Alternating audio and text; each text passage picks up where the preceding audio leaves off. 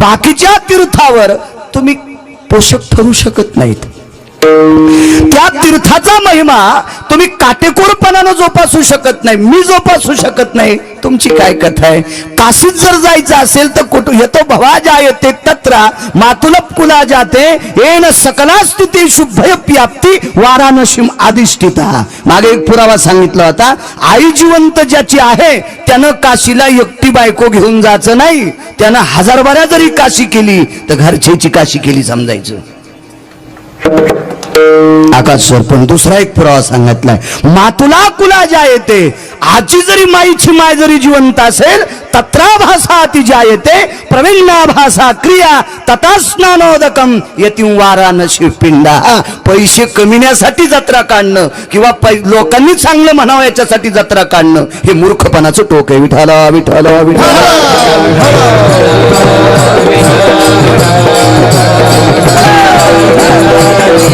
मग सर्व तीर्थ शुद्ध होण्यासाठी पंढरपूरला येतात.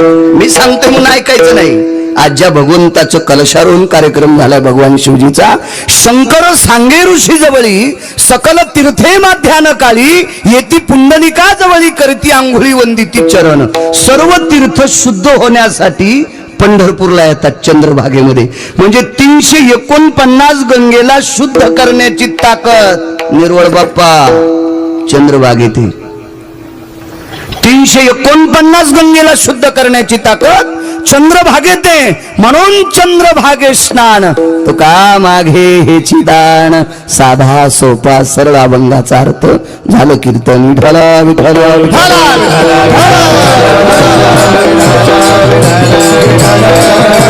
मला मोठ्या श्रद्धेने मोठ्या अट्टहासाने असीम प्रयत्नाने चालत असलेला अखंड हरिनाम सप्ताह ज्ञानदान अन्नदान सोहळा अधिष्ठान श्रीमंत श्री जगद्गुरु तुकोबारायांचं मंदिर आहे. पांडुरंग परमात्म्याची मूर्ती मंदिर आहे. मारुतीरायाचं मंदिर आहे. जगदंबेचं मंदिर आहे. भगवान शिवशंकराचं मंदिर आहे. या सर्व देवतेचा उत्सव सुंदरशा स्थितीत ही सर्व मंडळी करतात. आजचे यजमान पंथीचे आणि मला वाटते माझे बी यजमान तेच आहेत आदरणीय केदार तात्या लाटे आणि त्यांना एक सोबत आहेत आमचे कोणते गिरी देवगिरी. देवगिरी कॉलेज नाही, देव नाव आणि गिरी आडनाव आणि केदार तात्या हे यजमान आहेत. कशाला एवढं आडमुटवटीत घेतलं काय माहित, त्याने कळण जाताना विठाला विठाला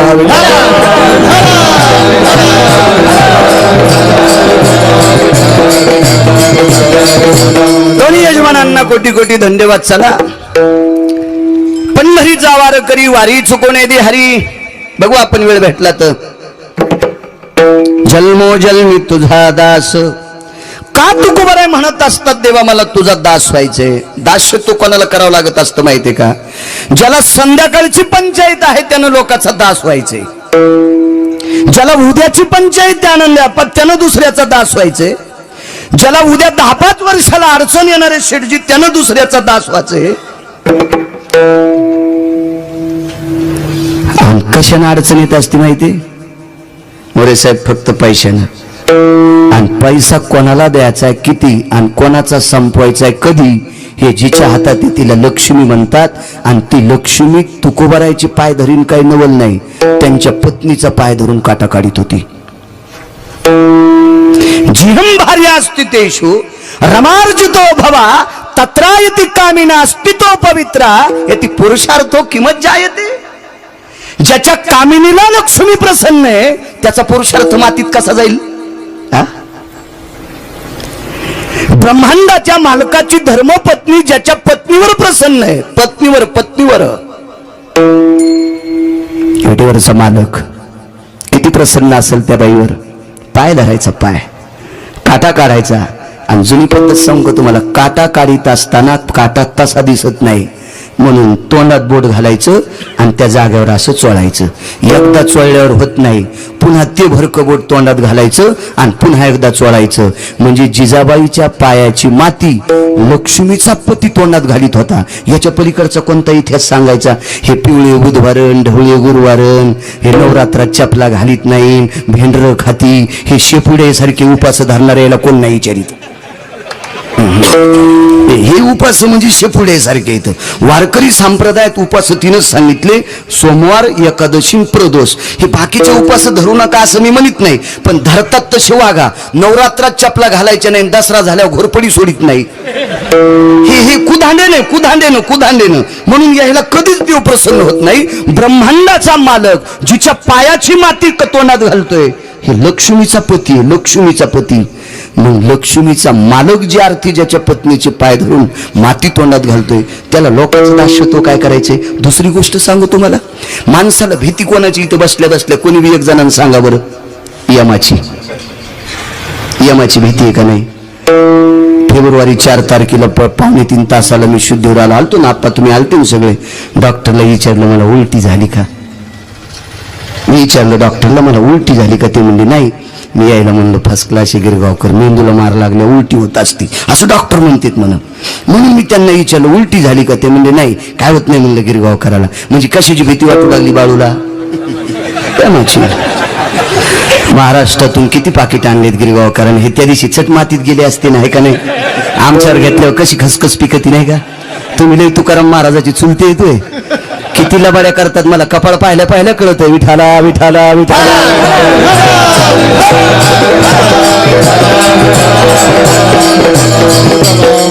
कोणाची भीती वाटते.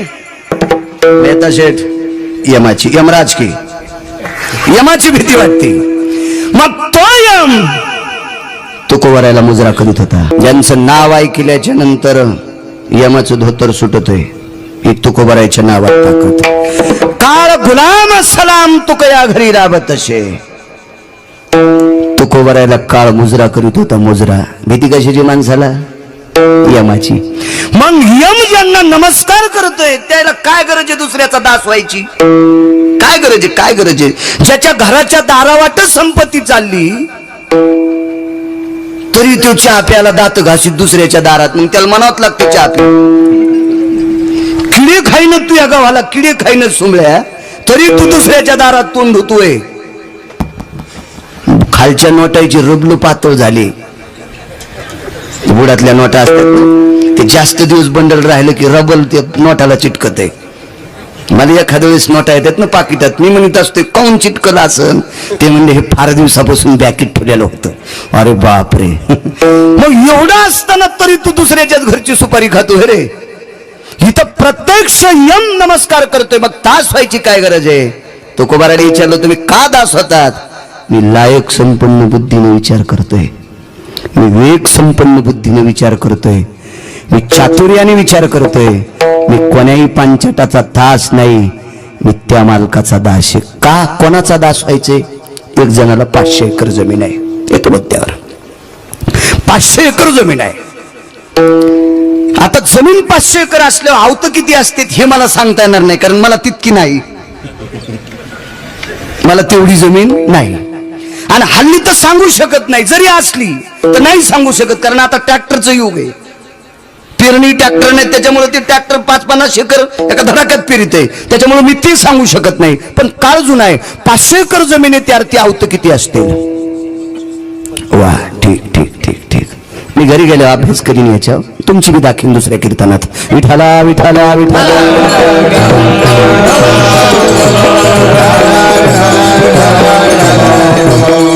100 एकर मूग होता आबा. मूग तोडून काढला.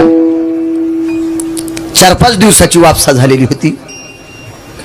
खराडीवर रान आलेलं होतं आणि 5-6 होतं. वडीलसाहेब पाळीला गेले. 11 वाजता बाईनं मालकाला सांगितलं अहो ऐकलत का. अहो ऐकलत का. अशी ज्याची बायको बोलती त्यानं समजायचं मी स्वर्गात आहे. गळ्यात शपथ सांगतो तुम्हाला.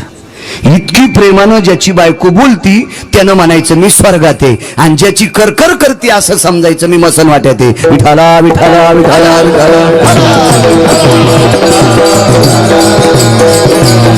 हे भावताल धुंडाळायचंच नाही. माझ्या अंगावर कपडे इतके भारी येतं, पैसे इतके देन, बँकेत इतके येत, तू घरी किती किंमत आहे सुंबळ्या ते सांग. विठाला विठाला विठाला.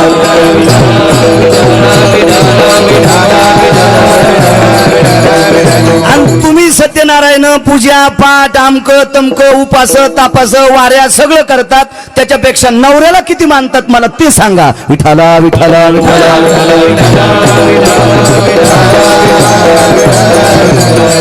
बाईनं सांगितलं, अहो ऐकलत का? काय ग? खाल्लाकडे शेतात म्हणे आज 5-6 आवत गेलेत. होय, गड्यांच्या भाकरीची काय व्यवस्था केली? मुनीम घेऊन जातील ना. पूर्वीच्या काळात मुनीम नियोजन 500 एकर जमीन म्हणल्या मुनीम असेलच ना. मुनीम बाईनं सांगितलं, मालक मुनीमाच्या मेहुणीच्या पोरीचा साखरपुडा आहे.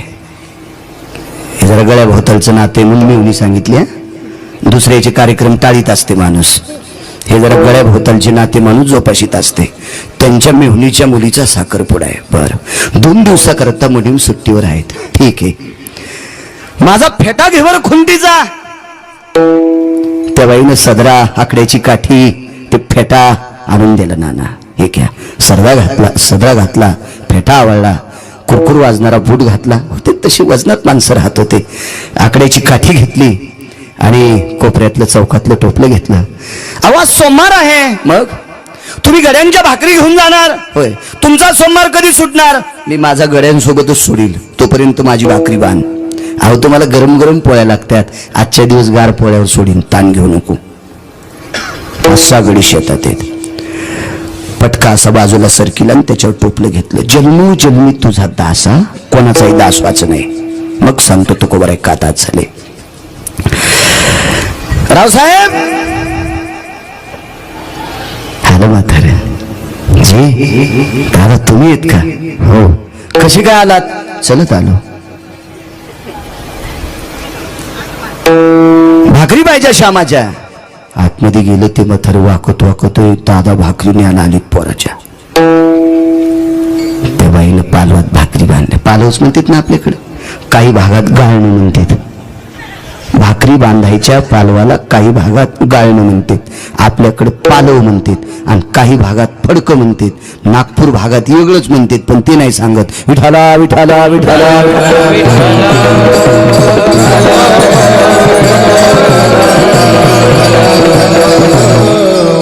किस देश की बोली किस देश की गाली होती. आपल्या भागामध्ये धोतराच्या अशा चुड्या पाड्या की त्याला मिऱ्या पाड्या म्हणतात.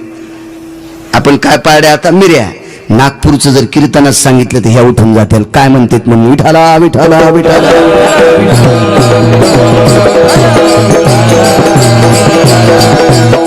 मग त्या पालवामध्ये भाकरी बांधल्या. काय असेल ती भाजी, लोणचं वगैरे. आपल्याकडे खार बाखूर काय टाकलं टोपल्यात दुसऱ्या घरीत. शांताबाई गड्याची माय होती. माणसाचं आवाज आला की पहिल्या काळातल्या बायका पदर घेत होत्या. त्याला होते म्हणून घेत होत्या. नाही आता राहू द्या, तुम्हाला ऊन लागत नाही काय नाही. एकूण एकीची चपाती घेऊ नका, घेऊ नका तुम्हाला. हो वा त्यानं तुम्हाला पदर घेताना घेत जाऊ नका तुम्हाला. हो तुम्ही महाराज फोकल्यावर सुधरता. तुमचा काय दोष आहे? आमचे नकली झाले साले. विठाला विठाला विठाला.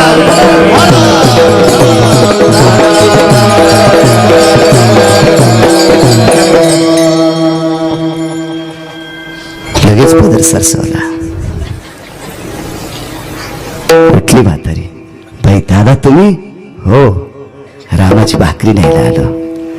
बांधून ठेवती भाकरी, घेऊन टाका. आणती का बाई? 3 नंबरच्या गड्याची. आता ह्या बायका ज्या होत्या गड्याच्या त्या कामाला गेलेल्या, म्हाताऱ्याच बायक माया घरी त्यांच्या भाकरी. फल्लाकडच्या कडीला 6व्या क्रमांकाचा गडी. झोपडं होतं त्याचं लहानसं. आवाज दिला. भाऊसाहेब जी भाकरी न्यायला आलो. मदत केली. ऐकलं का? दादा भाकरी न्यायला आलेत.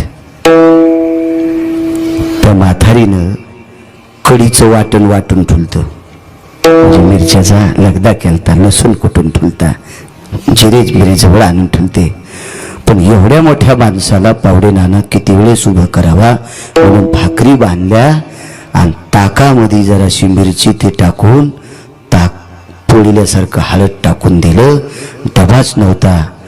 गाडग्याला सुतळी बांधून शिकाळी केली आणि 500 एकरवाल्या मालकाच्या हातात शिकाळी दिली. दास कोणाचा विनय व्हायचं बरं का. हे मरून जावा माणसानं पण पांचटाची बुटाडं नाही उचलावं. जीव गेला तरी हरकत नाही, हे पण पांचटाची बुटाडं नाही उचलायची. त्यानं केलेलं पाप बुटाडं उचणाऱ्याला फेडावं लागते.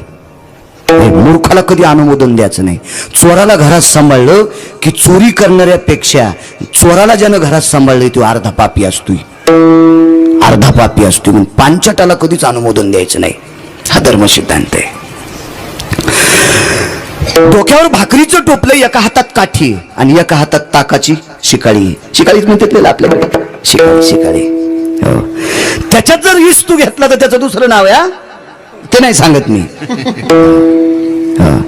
त्याच्यातच जर दिवा लावला तर त्याला वेगळं म्हणते, ते पोळ्याच्या दिवशी असते, त्याला कोळंब म्हणतात, कोळंब म्हणतात. त्याच्यातच जर सुपारीने हलकून टाकली वरून जर पीस बांधला तर नवरदेव नवरीच्या कानात देव बापा खटा खटा वाजते, त्याला तिसरंच नाव आहे, ते बी सांगत नाही. सगळं सांगायला गुत थोडंच घेतलं मी. विठाला विठाला विठाला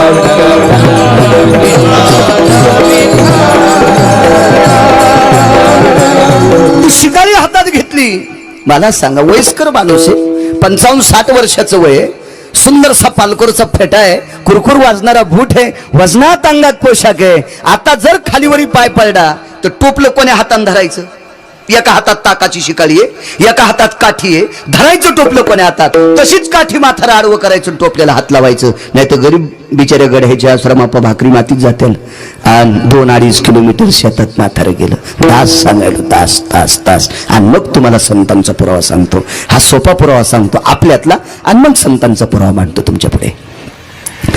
बांधावर मालकाला बघितल्याबरोबर एका गड्यानं सांगितलं, दादा आलेत. डोकं खराब झालं काय म्हणले राजेंद्र काका. एक गडी दुसऱ्याला म्हणला, अक्कल नाही तुला? ते कुठं भाकरी घेऊन येत असतात का? ते म्हणला, लाल पटक्यावाले माणसं आपल्या गावात 3च येतं. लाल पटका बांधणारी आपल्या गावात माणसं 3च येतं, आणि 2 लाल पटक्यावाल्याचं ना आपल्या दादाचं जमत नाही.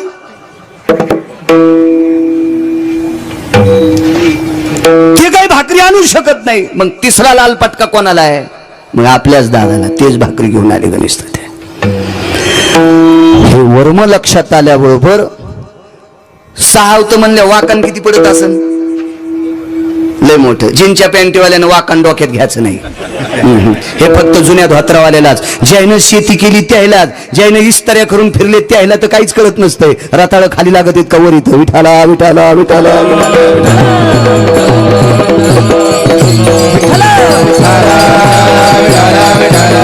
6 होताचं वाकण मला असं वाटतं त्या मोटरसायकल लावल्या तिथपर्यंत जाणार. एक 6वा माणूस तिथं. दादा आले म्हणल्याबरोबर कासरा तसा ठुला आणि ते पळाल्यावर मागचं पळालं. एकानं टोपलं घेतलं आणि एकानं शिकारी घेतली आणि एका हातानं दादाचा दंड धरला ना आंब्याखाली नेलं. भाकरी टेकलं नाही कोड्यांना. सगळी आवत सोडली. मुगवनामध्ये लांब दोऱ्यानं बैल बांधली आणि आंब्याखाली भाकरी सोडल्या. पण दादा म्हणले, मला सोमवार सोडायचा आहे. तुम्ही सोमवार सोडणार? हो म्हणजे, माझी भाकरी. दादा तुम्हाला गरम लागते ना, ताण घेऊ नका, तुमच्यातच सगळी गरमी आहे. सोडल्या भाकरी.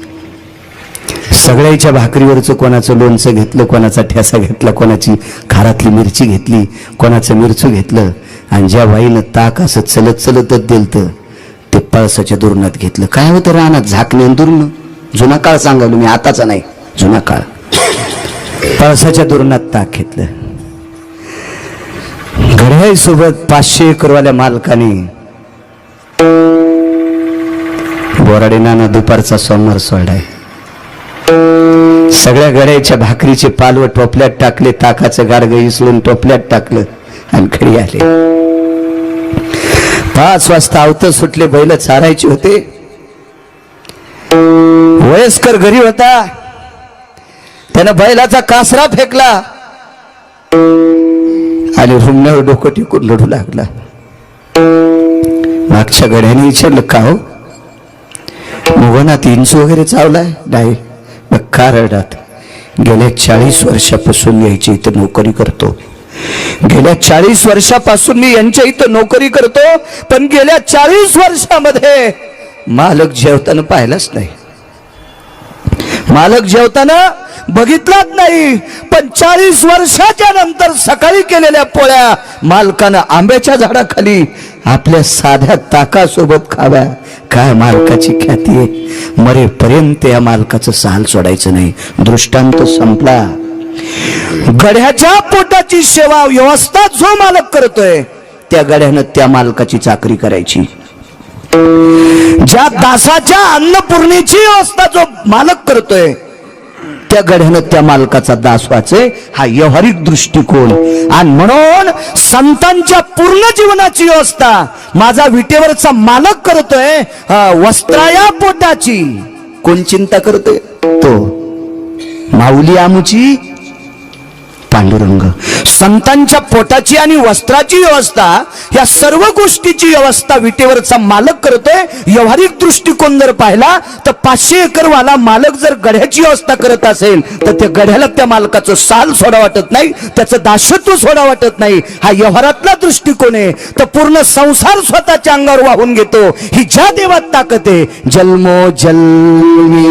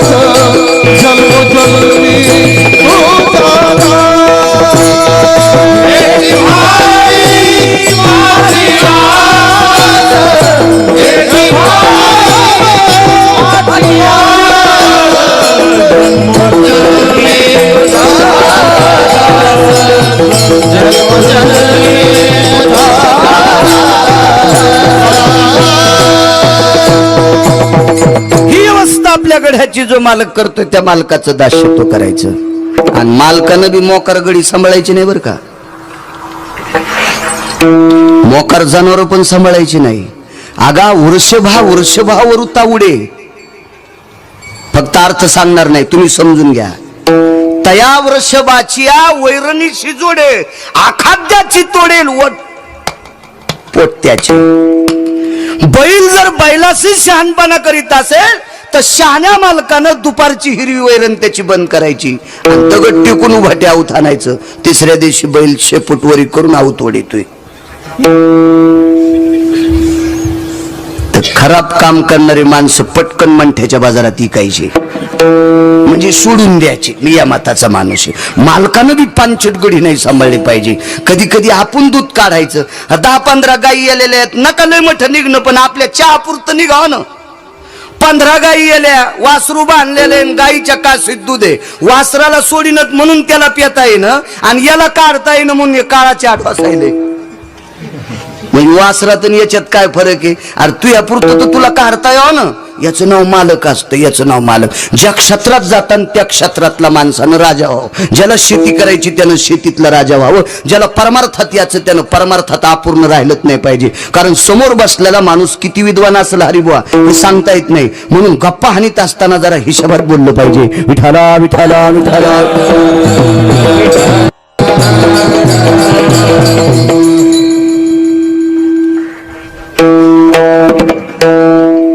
सांगतो एक मुद्दा तुम्हाला. पांडवापैकी भीम मरणं अत्यंत गरजेचं आहे. भीम मरणं अत्यंत गरजेचं आहे. कोणाच्या बाबतीत? कौरवाच्या बाबतीत भीम मरणं हा अत्यंत गरजेचं आहे. का मारायचा भीम? कारण 5 भावापैकी भीम हा शक्तिशाली होता. 1 आडमुठ होता. 2 भीमाला आडमुठ म्हणणं गिरगावकरची क्वालिटी नाही बरं का. महाभारत सांगते कधी भीम काही काही गोष्टी चंचलपणात करून जायचे. आडमुठपणा होता. आणि आडमुठ माणसं मोठा एका लहान मोजितच नाहीत, खपका सुरू असतो त्याचा. म्हणून कौरवाच्या लक्षात आलं बेटा हे मरणं लाटे आणणं गरजेचं होतं. आणि दुःखीनच जोपर्यंत कळत नाही का तोपर्यंत पुढच्याच काहीच हातात येत नाही. दुःखीनच कळावं माणसाला. दुःखीनच. एका बाईच्या मालकाला लग्नाला जायचं उद्या, आणि त्याला झाला कावीळ, सोप्या भाषेत सांगतो कौळ. लय अडचणीत कशाला हात घालायचा, अशा प्रकारे मग त्या ठिकाणी बरं का. आणि काय बोलू आता, आणि त्या ठिकाणी ते सांगायचं होतं, खपकन सांगणं सुमल्या, विठाला विठाला विठाला.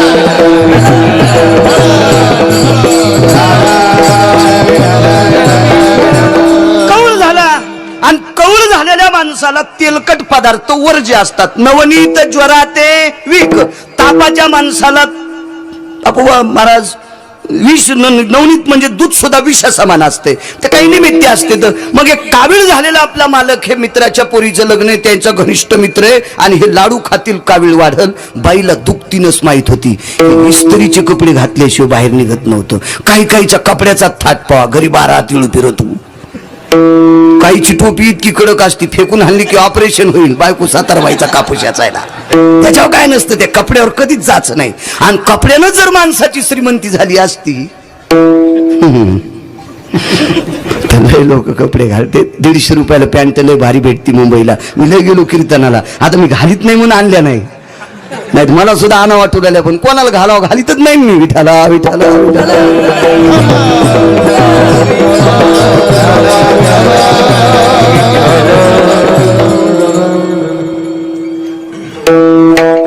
तिनं इस्त्री केल्या कपड्याला, असं चुंबळ केली त्याची, आणि टोप्या अशा बिस्किटावानी चुरा केल्या. त्या साबुदाण्याचं पाणी असतं ना, त्याला बाप्पा तुम्हाला नाही म्हणालो, जवळ नाही पेटावा, हाय नाही ना. अशा त्या चुरा केल्या. जेवण बिवण झालं, धोत्र घेतलं, शर्ट घेऊन ये. ती म्हणली कुठे ठेवलेत, कपाटात आहेत. ती गेली, तिने चुंबडीच घेऊन आली. हे माझे शर्ट कोण चुरगाळले, पोरानं. कुठे पोरग, शाळेत. चुरगाळले कोणी, हिला, तिनं सांगितलं नाही हिनं, पण चुरगाळली हिनं. आल्यावर सोय पाहतो त्याची. माईन जातानाच सांगितलं होतं, गावातून तुझी मावशी आज मुक्काम तिथंच कर. ते म्हणलं आई आपल्या घरी काऊन नको, तुझे बाबा तुला मारणार आहेत. कस काय मारतील, 99% मार्क पडलेत मला. मार्क चुलीत घाल मेले, तुझ्या बाबाचे कपडे म्या चुरगळलेत, आणि तो चुरगळल्या मला कसे हाणते, मोकाड्या बस ना. हे सगळं नाटक पोरग मावशीची तर मुक्काबाला. 3 दिवसाच्या नंतर ते मित्राला का रे म्हणे, तुझ्या 4 पोरीच्या लग्नाला मी आलो, दुखतीनच सांगतोय, आणि मला एकुलती एक मुलगी निदान अक्षदा टाकायला तरी याचं असतं. तुला माहिती म्हणलं मी कपडे चांगले घातल्याशिवाय कुठं जात नाही. मग तुझे कपडे कोणी खराब केले, आमच्या पट्ट्यानं. आता बाईला माहित होतं 3 दिवसाच्या नंतर मालकाचा राग कमी होत असतो, कोण्या बी बर का. नवीन नवीन 1-2 दिवस राग होत असते, 2-3 दिवसाला त्याचा पोत्रा होत असतो. मालक कोणता बी असू द्या, किती बी कडं घरी आठरत असते. तू चुरगाळले होते, आता मित्रा देखत कशी मारा. का चुरगाळले मला सांगा, तुम्हाला कावीळ सांगितलं का नाही. मग तुम्ही मित्राच्या लग्नात 2-3 बुंदीचे लाडू खाल्ले असते का नाही. हो, तुम्ही ऐकलं असतात का कोणाचं, नाही. मग तुम्ही कशाने ऐकलात माहितीये, कपडे चुरगाळल्यामुळं. मला तुमची दुखतीनच माहित होती. काय माहित होतं तिला, हे भारीचे कपडे घातल्याशिवाय बेट जातच नव्हतं. बायकोला दुखतीनच माहित होती, म्हणून काविळातून मालकाला वाचिलं. तसा भीम कसा मारायचा आहे याची दुखतीनच काय, ही शकुनीने ओळखली. भीमाची दुखतीनच होती फक्त पांचाळबुवा खाणे खाणे खाणे. माझ्याकडे 13 श्लोक आहेत महाभारतातले. अरे बा, ए नवुदरम पोक्षा भवास्तियम वृकोदरा भवजायतेन अन्नपूर्णेन सुधा पानो जायतेन क्रियास्तु जनायम निधियां पदे अन्नपूर्णेषु वैश्वानरा भव सुदेशी परिपाकेन फलच्युतानां. च्युत म्हणजे आंबा, आंब्याला संस्कृत भाषेमध्ये च्युत वृक्ष म्हणतात. हे नत्तर्वरा शाखा भिन्नाय खाद्यापर्णास्तुतायां वृकोदरा सकल स्थिते पांडवास्ति शिरोमणी. कधी कधी जर जेवायला वेळ झाला तर गोड झाडाची पानं सुद्धा भीम खात होते. हे झाला पुरावा शास्त्रातला. आपला पुरावा सांगू का. पार्थते पार्थते पृथकीचे बाळ शास्त्राभ्यासी घातला काळ मजशी दिसे भीम आळोमाळ खादाड निद्रा अहरनिशी. आकाशर कविता होती की पार्थते पृथकीचे बाळ.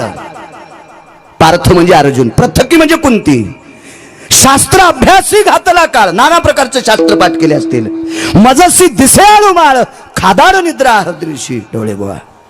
आळूमाळू भीम, पण खाऊन जास्त झोपतं ही दुःखतीनच लक्षात आली आणि भीमाला विषाचे लाडू खाऊ घातले.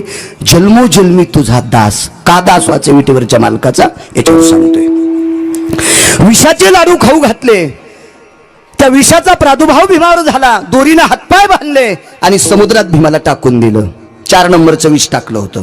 पौराणिक इतिहास सांगतोय. पौराणिक 1 नंबरचं नाव विषाला कोणा म्हणतात माहितीये? हलाल नावाच्या विषाला 1 नंबरचं विष म्हणतात. 2 नंबरचं विष कोणतं? असे 24 प्रकारचे विष आहेत. एंडोसल्फान, हे हे हे जे कॉम्प्युटर, हे टाटा मिडा, हे नाही याला कोणता कोण नंबर द्यायचा तुम्ही तुमचं ठरवा, पण पुराणातले हे 24 विष सांगितले. 4 नंबरचं विष टाकलं, त्या विषाचा वासच येत नाही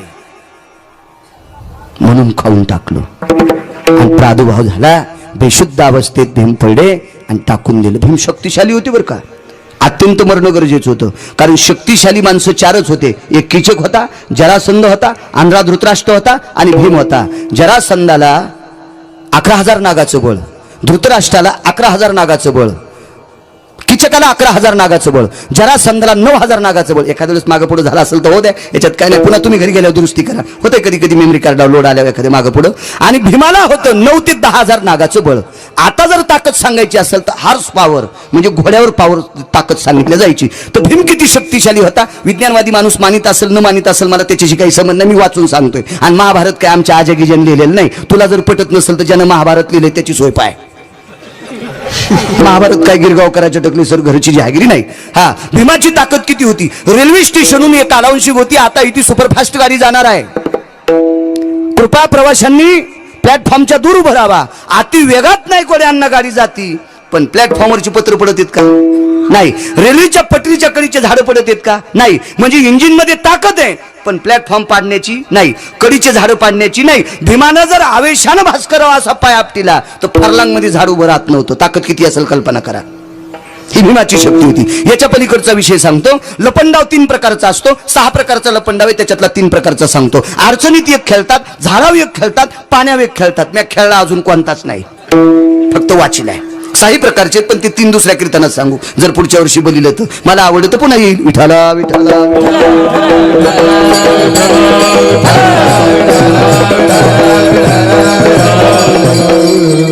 एका ज्याच्यावर राज आलाय त्यानं डोळे झाकायचे. 1 2 3 4 म्हणायचे. आलो रे, तोपर्यंत कणगीच्या आडंगीला पाहिजे, पोत्याच्या आडंगीला पाहिजे, सांदीतला पाहिजे, बळदाच्या पलीकुंडला पाहिजे, बाथरूमच्या पलीकुंडला पाहिजे, कुठंतरी सांदीतला पाहिजे. आणि यानं जाऊन 1 जणाला टिवायचं. एक त्याच्यावर राग आला, हा सांदीतला लपंडाव.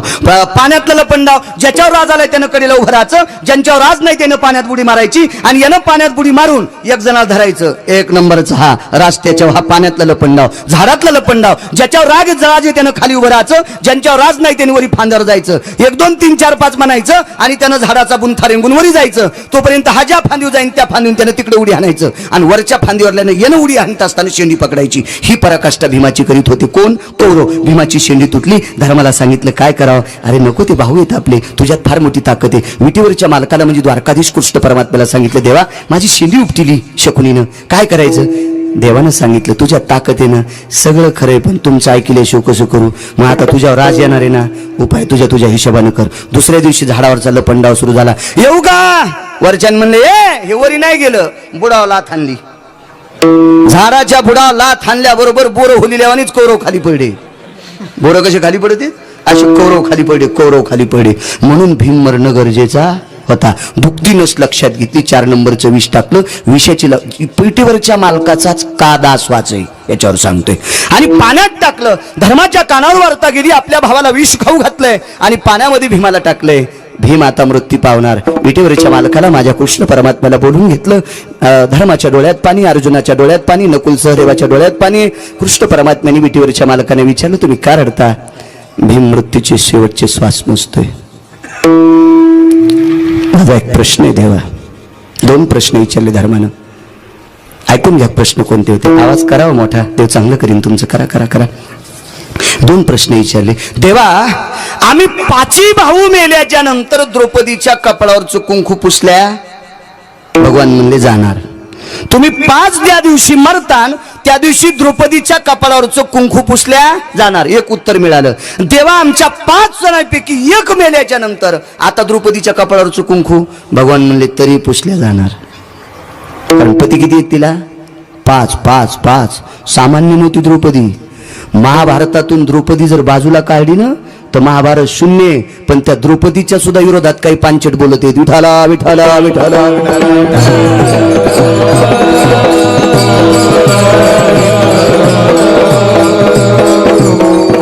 महाभारतातल्या स्त्रिया अधिकारी होत्या बरं का. रामायणापेक्षा महाभारतात स्त्रिया जास्त अधिकारी होत्या. कुंतीची दाशी होती, तिचं नाव होतं नाना बोराडे नाना धात्री. काय बरोबर आहे ना? धात्री कुंतीची दाशी होती. आणि कुंती एके दिवशी कोणतं फुल? क्या बात आहे वा. सुवर्ण चंपक नावाचं फुल कुंती एके दिवशी सुंगीत होती. महाभारतातल्या बायका किती अधिकारी होत्या याच्यावर सांगतोय. म्हणून तर संतांनी त्या स्त्रियांचं वर्णन करत असतानाच कुलवान स्त्रिया म्हणलंय. ज्या घरी कुल स्त्रिया राज्य राणी व संपत्ती, त्या भारताच्या स्त्रिया. म्हणून तिथून प्रबोधनाचा स्थितकाल आलेला आहे. हे तुमच्यावर फार मोठं आहे. ती धात्री नावाची कुंतीची दाशी आणि कुंती सुवर्ण चंपकाचं फुल सुंगीत होती. या सुवर्ण चंपकाच्या फुलामध्ये 23 गंध आहेत. 23 गंध. गंध म्हणजे श्वास. त्याच्यातला एक गंध आहे मृत्युगंध. मृत्यू चुकून बोललो. मृत्युगंध. एका पाकळीचे नि भये, मृत्युगंधाचे नि सोये, द्विगंधाची लाघवे लवणाश्रिता. दुसरा गंध लवणाश्रित म्हणजे लोणचं. तिसरा गंध सांगू, आगा सारवलिया भिंती जने तया मृत्तिकेची सुगंधुकेने. हे त्रिपाकळीचे लेणे सुवर्ण चंपका. बस झाले 3च. आता जास्त कशाला ऐकायचं, पुन्हा विसरून जातील. हा, एक गंध कोणता होता? रोहिणी नक्षत्रामध्ये बोराडे साहेब पहिला पाऊस पडला की जमिनीतून एक सुगंध येतो, त्याला मृदुगंध म्हणतात. सुगंध असतो ना तो सर अति सुगंध घ्या वाटतंय. एखादं फुल सुद्धा घ्या वाटत नाही बापू बुवा, पण तो सुगंध घ्या वाटतंय दत्ता बुवा. इतका सुगंध नंबर 1चा. दुसरा सुगंध कोणता सांगितला? लवणास्तित मिश्रितान च्युत वृक्षा भवे. च्युत म्हणजे आंबा, वृक्ष म्हणजे झाड, तताम फलाया म्हणजे त्याचं फळ, त्याच्यापासून लवण म्हणजे मीठ टाकून केलेला पदार्थ, त्याचं नाव लोणचं. हे अडचणीतलं ऐकू नका, हे सोडून द्या, फक्त लोणचं ध्यानात धरा. हे मागचं इचकायचं मला ना दे, तुम्ही नका इचून इचते. नाना मला एका दिवशी म्हणले संस्कृत कसं काय कळत? म्हणलं कळत असतंय ते. विठाला विठाला विठाला. दुसऱ्या पाकळीतून जो सुगंध येत होता तो लोणचाचा येत होता. तिसरा सुगंध सांगू, दसऱ्याच्या दिवशी उभं पुढं घर म्हणतात ना, बुडापासून वरी रोज सारवीत येत ते डोक्या इतकंच असतंय, सारवण पोत्रा. पण दसऱ्याला उभं पुढे घर सारवीत येत एक, आणि सुतक संपल्यावर उभं पुढे घर सारवीत येत एक. पण दसऱ्यामध्ये जे घर सारितात, ज्या दिवशी मातुड्याचं सांगतोय, आताचे घर नाही, घर सारिल्यावर त्या घरामध्ये 5 ठिकाणी कुंकाचे बोट उडीत येत. आबा त्या घरात सुगंध किती सुंदर येतो. हा, ते एक सुगंध त्याच्यात होता. पाकळ्या किती होत्या पुन्हा दुसऱ्या कीर्तनात सांगत. आता हे सुगंध जास्त कोणाला आवडत येत माहितीये? गर्भकाल भव कामिनी स्थिताया पुत्र रत्न भव कन्या जने अधिष्ठिता भव संग काला स्थित कामिनी भवन जय स्थितो मंगला भव स्थित प्रणिना पुरुषा संग भव जायंतेना वासना भवति तत्रिता जिनाया पुत्र भवंती निसगजनो. हे सुगंध गरोदर स्त्रीला आवडत असतात. आणि कुंती ही जेवणाला भुकाळ होती, ती लवकर म्हणायची स्वयंपाक झाला का. पण हे सुवर्ण चंपक, बायका किती विद्वान होते याच्यावर सांगता. मी बाजूला सरकलो, हे ध्यानात ठेवा. मी पुन्हा येणार आहे जन्मोजन्मी तुझा दास. मला ना कट हाणायचा पण उलथू देत नाही. मला दुसऱ्यानं कट हाणल्यामुळे मी चुरा झालतो, नाही तर मी नव्हतो चट. मी जर चालवायला असतो तर अपघात नसता झाला. विठाला विठाला विठाला.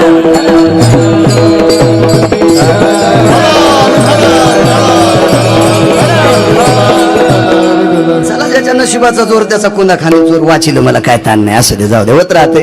जिथं चोर मारते तिथं गाडी पंक्चर हो. शेटजी, जिथं चोर हाणतेत का तिथं गाडी खराब व्हा. पण 2च मिनिटात ओळखीची गाडी हो. काय करायचं चोराचं घेणं? होई ना पंक्चर आली ना ओळखीची मागच्याची, काय ताण नाही. तसा प्रकार झाला. काय सांगत होतो? हे सुगंध गरोदर स्त्रीला आवडत असतात. मग ही ते सुवर्ण चंपकाचं फुल कसं काय खाली टाकीनं? चला ना आईसाहेब जेवायला, चला ना आईसाहेब जेवायला. खाली बसली आणि चेहऱ्याकडे बघितलं आणि कुंतीला काय म्हणली? धात्री नावाची दाशी, नाना आईसाहेब मी तुमच्या भाकरी खाते, पण एक सांगू का, तुमच्या पोटात गर्भ आहे. कोणती म्हणली तू तरच फोडीन तू. ती म्हणली मी आज्ञा घेऊन तुम्हाला सांगते, गर्भ तुमच्या पोटात आहे. हे फुल त्याच्याशिवाय तुम्ही ओढूच शकत नाही. जगातली कुठलीच गायनिक पदवी केलेली डॉक्टरीन इथं दम धरू शकत नाही. जगातला कोणताच गायनिक डीजीओ काहीतरी असतं ना, स्त्रीरोग तज्ञ, तो डॉक्टर धात्रीपाशी दम धरीत नव्हता की नुसतं तिनं चेहरा पाहायला सांगितलं होतं 6 महिन्याचा गर्भ पोटात आहे. आपल्याला मशीनवर टेस्ट करावं लागतंय. बाया किती विद्वान असतील कल्पना करा. बायका नाना अध्यात्म ज्ञानाचं ज्ञान सांगणारी एक कुंतीची दासी होती, तिचं नाव होतं कांतीप्रिया. आता जे ज्ञान सांगतेत ना, बुटात पाय का पायात बुट, टोपी डोक्यात आहे का डोकं टोपीत आहे, आपण मंडपात येत का. मी म्हणलं माणसं मसनात असू दे पण तू सांग. कठोर बसते माणसं पण तू बोलत राह, तू नको असे काही प्रश्न करू. कापसाचा दोरा आहे का दोऱ्याची कापूस आहे, अरे हे कशाला इचकायला तू सांग ना, लोकायला कशाला प्रश्न करतो तू. ही मी हास्य कीर्तन ऐकलेत. एक अध्यात्म परायत्तरू हा कांतीप्रिया ज्या येते. ब्रह्माचं झाड डोळे बांधलेल्या कुंतीच्या समोर उभं करायची, आणि म्हणून 100 पोरं मेले तरी डोळ्याला पाणी येऊ दिलं नाही. ब्रह्मज्ञानाचा अभ्यास, जिचे 100 पोरं मेल्याच्या नंतर दुःख वाटू दिलं नाही, इतकं ब्रह्मज्ञानाचं ज्ञान सांगणारी कांतीप्रिया नावाची दासी कुंतीची होती. ह्या महाभारतातल्या स्त्रिया विठाला विठाला विठाला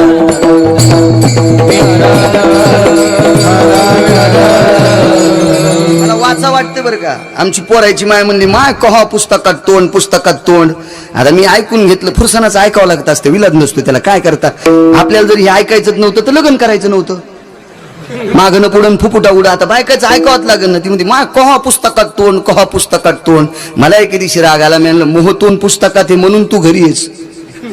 मोह ज्या दिवशी पुस्तकातलं तोंड निघून जाईन त्या दिवशी तुझ्याजवळ एक कोयतं माझ्याजवळ कोयतं, चला ऊस तोडायला.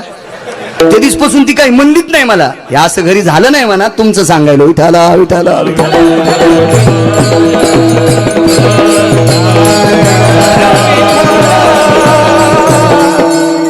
हुशार हुशार बायका असतात. चला, देवाला प्रश्न केला, 5 मेल्याच्या नंतर द्रौपदीच्या कपाळावर आनंद्यापा कुंकू जाणार, करवा शेठ जाणार. आणि एक जरी पती मेला तर मोरे साहेब कुंकू जाणार. म्हणून आम्ही रडतो, देवा आम्ही चौघ जिवंत असताना, पती जिवंत असताना बायको विधवा पाहणं. राजेंद्र काका किती शोकांतिक आहे.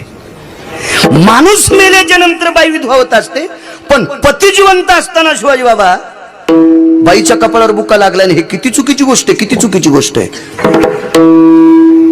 विटेवरचा मालकही रडू लागला, जन्मोजन्मी तुझा दासा. रडू लागले मालक. धर्माने विचारलं, देवा तुम्ही का रडता. ज्या बहिणीला घाम येऊ नये म्हणून सूर्याला छत्री धरायला लाईत होतो, ज्या द्रौपदीला घाम येऊ नये म्हणून मी सूर्यनारायणाला मी माझ्या बहिणीच्या डोक्यावर उन्हात छत्री धरायला लाईत होतो, आज त्या बहिणीच्या कपडावर बुक्का लागणार. विटेवरच्या मालकाला काय किंमत आहे, द्वारकाधीशाला काय किंमत आहे. समुद्राच्या तीरावर मालक हजर. पायातला काटा कशाने काढीत होते, काट्यानं. विष कशाने उतरत असते, विषानं. डॉक्टर बोराडे साहेब कुत्रं चावलेल्या माणसाला इंजेक्शन देतात. ते कुत्र्याचेच जंतू असतात पण मेलेले, रॅबीज म्हणतात का त्याला, मेलेले. मेलेले कशामुळं, हे मेलेले त्याच्या अंगात घालायचे म्हणजे त्याच्या पेशी त्याच्यावर फाईट करतात. हा प्रॅक्टिस होती त्या पेशीला, थडाथड थडाथड. मी डॉक्टरही झालो असतो बरं का, पण 7वी शिकलो त्याच्यामुळे मला काय ताण नाही. लय मोठ्या डॉक्टर इतका पगार पडायला ना, मी कशाला ताण घेऊ. विठाला विठाला विठाला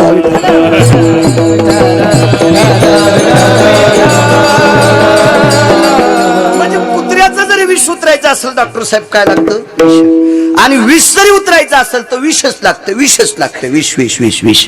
आणि मग विष शमन करण्याची ताकद कोणा ते माहिती, सर्व देवतेपैकी आज त्या देवाचा कलशारोहण झालाय का, भगवान शिवशंकराचा. शिंदे साहेब PI शिंदे साहेब यात, भगवान शिवशंकराच्या हातात विष उतरण्याची ताकद आहे. शिंदे साहेब शंकराला आमंत्रित केलं. जगदानंद कंद जगतपतये हेने पाशुपताधिष्ठितानां गंगा जटा तले जायते विमा शंकरा भय व्याप्तिनाहं वाराणसे स्थित गंगोदकं जटामुंड दंड भवाना दंडधारंती मोजसा. शंकराचा धावा केला. भगवान शिवशंकर नंदीवर बसून आले. जन्मोजन्मी तुझा दास, का विटेवरच्या मालकाचा दास व्हायचे. शंकर नंदीवर बसून आल्याबरोबर विटेवरचे मालक रडू लागले. काय झालं रडायला? माझा भीम या समुद्राच्या तळाला कौरवानी विषाची लाडू खाऊ घालून मातीत टाकलाय, पाण्यात टाकलाय. तो मृत्यू पावल्याच्या नंतर मी जिला बहीण मानतो त्या बहिणीच्या कपाळावरचं कुंकू पुसल्या जाणार म्हणून रडतोय. शंकर 11 डोळ्यानं रडू लागले. आता विटेवरच्या मालकाने विचारलं, तुम्ही का रडता? तर शंकरानं सांगितलं, भजनाची सुरुवात मी केली. कोणी केली भजनाची सुरुवात? शंकराने केली. कोणीच सांगायचं नाही मी 50 वर्षापासून वारी करतो. मुगाडे बस. एक जण म्हणला मी ज्ञानेश्वरी वाचतो, मग हान तू का मला? हो. एक जण म्हणला मी शास्त्र पाठ करायला, मग घाला आमच्या अंगावची शिबी. एक जण म्हणला मी रामकृष्ण हरी म्हणतो. अरे त्याच्यासाठी जन्महीन सुमल्या. त्या विटेवरच्या मालकाचं सांग ना, त्यानं शरीरी भजन करण्याकरता दिले. काही पांचटपणा सांगतो तू. भजन सुरू केलं शंकरानं. मग मी भजनाची सुरुवात केलेली ही परंपरा पांडवांनी वनवासात सुद्धा टिकवली. पाहती पांडव अखंड वनवासी देवासी आठवीती, देवासी आठवीती.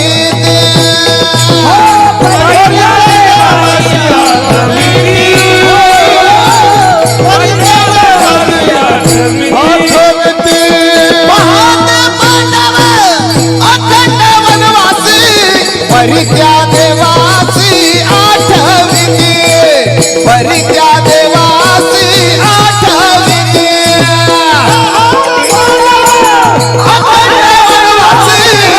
परित्या देवासी आठवीती, परित्या देवासी आठवीती. पाहती पांडव अखंड वनवासी परित्या देवाशी आठवीती किंवा आळवीती. रात्रंदिवस वनवासात ज्या पांडवांनी भजन केलंय त्याच्यापैकी एक भजनानंदी भीम मरतोय. त्याच्याकरता मी 11 डोळ्यांनी रडतोय. शंकराला तोंड 5 असल्याच्या नंतर डोळे 11 आणि एक तोंड असले की डोळे 3.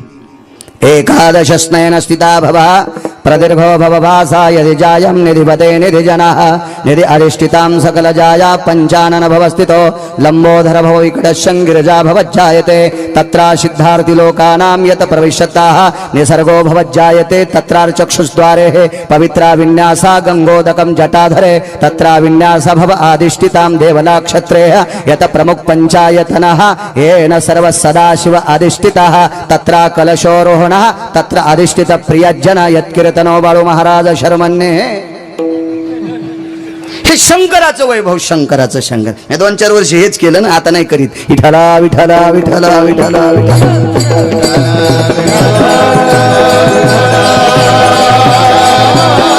आणि या भगवान शिवशंकराला 5 मुख असल्याच्या नंतर डोळे 11 आणि 1 मुख असल्याच्या नंतर डोळे 3. योगी दिसत विचित्र त्याला 3 नेत्र चर्म वेगळे नाही वस्त्र मनवी तुझा मित्र बाळा जो रे कुलभूषणा निजबा नारायणा बाळा जो रे कुलभूषणा निजबा नारायणा बाळा जो रे. हा शंकराचा कृष्णाचा पाळणा असा रमापा. हे पाळणे मी असेच ऐकले लग्नात. ते कुक्षीचा कार्यक्रम असतो ना, बेलण्याला झंपर बांधून ते पाळणा. ह्या साड्या नेसलेल्या बायका हे म्हणा. पहिल्या दिवशी जन्मलं बाळ, तिसऱ्या दिवशी खात या केळ आणि 4थ्या दिवशी फेकला गुलाल जुबाळा जुरे जू. पाळणा नदीला ही तिकडं पुराणातले म्हणे जा पुराणातले काही म्हणते तो. बायकांचं भजन खरंच आवाज गोड असतो बरं बायकांचा, पण काही म्हणतात काही बी काही. पार्वती महादेव संन्यासीन कसा झाला गणपती. बापरे, ती दुधन पोळी तर माझ्या तोंडातूनच बाहेर आली. अरे बापरे म्हणलं, तुकाराम महाराजाची चुलती का? काही म्हणायचं येडेवानी काही बी. बेल वाया गेले ग बाय बाय तिकडच घसरून मी. अरे त्या शंकराचं अधिष्ठान काय? कोण आहे शिवजी? ज्याच्यापासून स्वराच्या पूर्ण धारयंत्र. तुम्ही तर गायक आहात, गायक आहात तुम्ही सगळे माणसं. ज्याच्या डमरू पासून स्वराज्य संधान पूर्ण निर्माण होते, त्याचा हा पांचितपणा नकोय. इतका खाली अन्न नकोय आपला देव. मूर्खपणाचं टोक आहे. काही नाही म्हणायला पाहिजे, काही बी नाही म्हणायला पाहिजे. शास्त्रोक्त म्हणावा, शास्त्रोक्त. टाळ वाजता मृदंग रंगला भजनात पांडुरंग, दिदी तेरा देवर दिवाना. पंढरी जावो, आवाज द्याव गोड. पंढरी जावो प्रेमानं नाहो, झाला पंढरी संताचा मेळ, वाजे मृदंग टाळ वरी ढगाला लागली. गेलन भजन मातीत सगळं. वैकुंठवासी नामनिष्ठ खणेपुरीकर बाबा होऊन गेले. हो, स्वराईना गाय आणि रिकामी जागा त्याची माय. मध्ये काय लावायचं त्याला विचारा. त्या परिसरातल्या जुन्या लोकांना मी म्हणू शकत नाही. इतका अधिकारी महात्मा होता, इतका अधिकारी. हे स्वर माणसाला चांगला असला म्हणजे काय गाता येते अशातला भाग नाही बरं का. तुम्हाला म्हणत नाही बरं आबा. कुठं काय गावं लागते याला गायन म्हणत असते. निळा म्हणे नवरस देख, जाणती गायक चतुरते. नवरसाचा अभ्यास असावा आणि कुठला पुरावा कुठं द्यावा हे ज्याला कळते त्याला गायक म्हणतात. प्रभू रामचंद्र वनवासाला चालले आणि यानं चाल म्हणले, कसा मला टाकून गेला राम. रामायणकार म्हणले, तू माय मेले असाच रडशिंग कर ह्या स्वरात. हा सुंबळे असं गात असतात का. नाटे तुको भरायचं आहे. आता तुझा कळेल ते करी, तुकोबारायने गायलं देवासाठी. आता तुझा कळेल ते करी, तारे सितारे अथवा मारे. हे प्रभू, मी तुझं भजन केलं रे, मला तारायचं का मारायचं तू ठरव. पण या गाय रुमनेस का काय असं गात असते तुझे सुंबळ्या. त्या भगवान शिवशंकर 11 डोळ्यानं रडू लागले. का? त्यांचा अनुयायी मरतोय. भजन शंकरांनी केलंय, वारी सुद्धा शंकरानंच केली बरं का. आता आपण दिंडीला जात असतो. मग अशी मी सुद्धा चुकून बोललो, माफी असावी. मी 25 वर्षापासून दिंडीला जातो. माझा शब्द वापस, कारण शंकर गेलेत म्हणून मला जाण्याचा योग आलाय. वारी सुद्धा शंकरानंच केली. वारी सुद्धा भगवान शिवशंकराने केली. भजन सुद्धा शिवशंकरानेच केले. त्यांच्या अगोदर भजन नव्हतं, शंकरानेच केले. आणि भजन करणारे एक पांडवापैकी बापोबा मरतय म्हणून शंकर रडत होते. दुसरी गोष्ट, अहो कीर्तनाची परंपरा सुद्धा शंकराचीच आहे. नामदेवरायला कीर्तन करायला लावलं शंकरानंच कंबर बांधून. ते इतकं कीर्तन रंगलं, नामदेव कीर्तन करी पुढे देव नाचे पांडुरंग. आता गंजा ताणायलेत कीर्तनात. काय वाटतं मी त्याला खराब म्हणल्यावर मला लोक मोठं म्हणते. दुसऱ्याच्या कापसात म्हशी घातल्यावर आपला कापूस वाढवतो का? नाना असं होतंय का? शेजाऱ्याची ज्वारीत शेळ्या घातल्या आपला कापूस वाढवतो का? नाही. आपली ज्वारीन कापूस वाढण्यासाठी आपल्यालाच मशागत करावं लागेल, तेव्हा लोक चांगलं म्हणत असते. तू दुसऱ्याचे किती खोसांडे काढ, तू मोठा होत नाही. विठाला विठाला विठाला.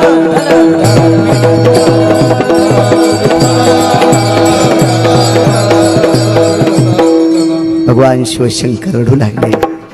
दोघांनी एकमेकाचे डोळे पुसले आणि सांगितलं, आता भीमाला वाचवायचे. विष शमन करण्याची ताकद शंकरात. जन्मोजन्मी तुझा दास, आता पुरावा येईल आपल्याकडे. मला काय नाही, हे उद्या सकाळपुस्तूर सांगता येते पहिलेच कडवं. काय काम नाही त्याचं, काय नाही. लय मोठे पैसे खिशात असल्यावर भाव करायचा नाही. द्या क्विंटल भर गुळ. 10 रुपये खिशात असल्यावर भाव करायची भीती वाटते. त्यांना सांगावं 60 रुपये किलो, थोतरीत आणल्यासारखं होईल ना, ते अवघड असते. मी विद्वाने असं म्हणत नाही बरं का.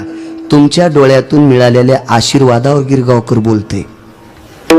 ह्या मंडपाच्या बाजूला गेलं की येड्या बाळ्यात आणि गिरगावकरात काहीच फरक नाही. विठाला विठाला विठाला.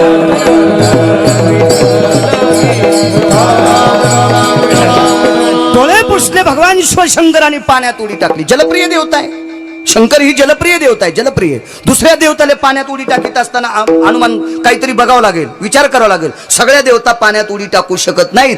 तुकोबारायचा गाथा वाचण्यासाठी लक्ष्मीला पाण्यात जाण्यासाठी जलदेवतेच्या रूपात जावं लागलं. जलदेवतेच्या रूपात लक्ष्मीला सुद्धा पाण्यात जावं लागलं. सरळ लक्ष्मी पाण्यात जाऊ शकत नाही. पाण्यात उभी राहू शकती कमळाच्या फुलावर. आणि कमळ पाण्यातच येतं ना का सर?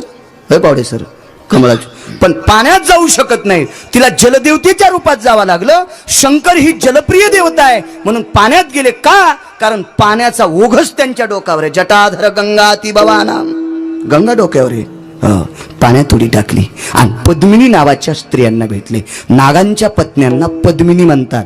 ह्या कुठं सर्पिनी पळत्यात ह्या नाही, त्या पद्मिनी वेगळ्या. आणि शुहल नावाच्या दीपात राहणाऱ्या बायकांना सुद्धा पद्मिनी म्हणतात. दीप 7 सांगितले. आपण ज्या दीपात राहतो त्याला जम्बूदीप म्हणतात. जम्बूदीप, कौचदीप, शाल्वदीप, पलवंगदीप, शुहलदीप झाले ना 5. बाकीचे 2 तुम्ही घरी गेल्यावर बघा. तर शुहलदीपामध्ये पद्मिनी नावाच्या स्त्रिया त्या मानवी राहतात आणि सागराच्या तळाला पद्मिनी नावाच्या सर्प स्त्रिया राहतात.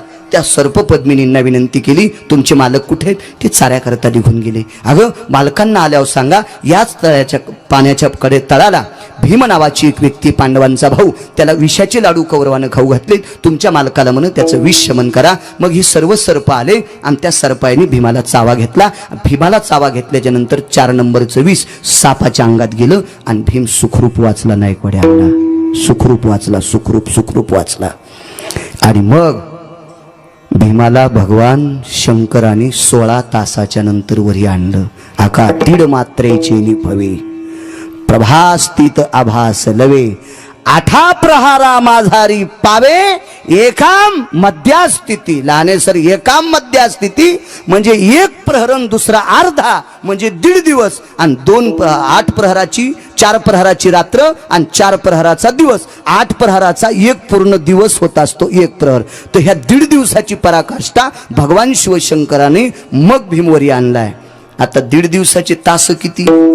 12 तासाची रात्र आणि 12 तासाचा दिवस, 24 तासाचा 1 दिवस. मग 1.5 दिवसाचे म्हणले 16 झाले का?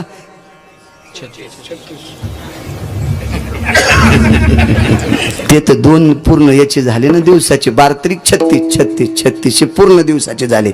पण मधल्या 1.5 दिवसाचा काल काढा. 12 आणि 6 18, 16 तासाच्या नंतर भीमवरी आणला, बाजूला ठेवला. शंकर खाली जात असताना नंदीच्या कानात सांगितलं होतं, नंदी, माझं तर पांडवावर अतूट प्रेम आहे, पण ज्यानं पांडवाला वाचण्यासाठी मला आमंत्रित केले त्या देवाचं पांडवावर किती प्रेम आहे, म्हणून तू जाग्यावर थांबू नकोस. शंकरानं सांगितलं, भीमाला वाचवायला मी जातो, पण तोपर्यंत नंदी धरा. पहिल्यांदा सांगायला पाहिजे होतं, पण आता सांगतो मी तुम्हाला, काय हरकत नाही. आणि भगवान विटेवरच्या मालकानं नंदी हातात धरला. एका ठिकाणी 16 तासाचा, एका ठिकाणी 18 तासाचा पुढचा पुरावा आहे. शंकराचा संवाद विचारित असताना 2 तास गेले, म्हणजे 1.5 दिवस भगवान विटेवरच्या पांडुरंग परमात्म्याने नंदी धरला. आता याचा दुसरा पुरावा सांगतो. आगा साळुंका भाऊ स्थितेशु इथे देवाम पंचाननहा, शंकराच्या आकार असणाऱ्या पाषाणाच्या जवळ जो पाषाणाचा बैल टेकला जातो त्याला नंदी म्हणत असतात. आणि पिंडीच्या बाजूला उभा केलेला बैलाचा आकार त्याला बैल म्हणत असतात.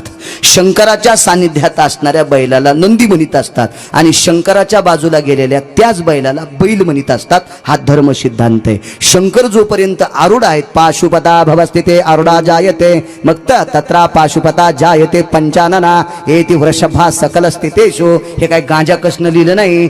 शंकर जोपर्यंत नंदी होतो तोपर्यंत पाशुभता भव आरूढस्ताः, सोप्या भाषेत नंदी स्थिताः, आणि पंचानन भवज्जायते तत्राः इति वृषभो भव, वृषभ म्हणजे बैल. मग 18 घंटे जगाच्या मालकाने बैल धरला. कोणासाठी? भीमासाठी. विटेवरच्या मालकाने शंकराने भीमाला वाचवावं, त्यांचा नंदी निघून जाऊ नये म्हणून 18 घंटे भगवान पांडुरंग परमात्म्याने, कृष्ण परमात्म्याने नंदी हातात धरला. शंकर खाली गेले आणि मग भीमाला वाचवलं. याचा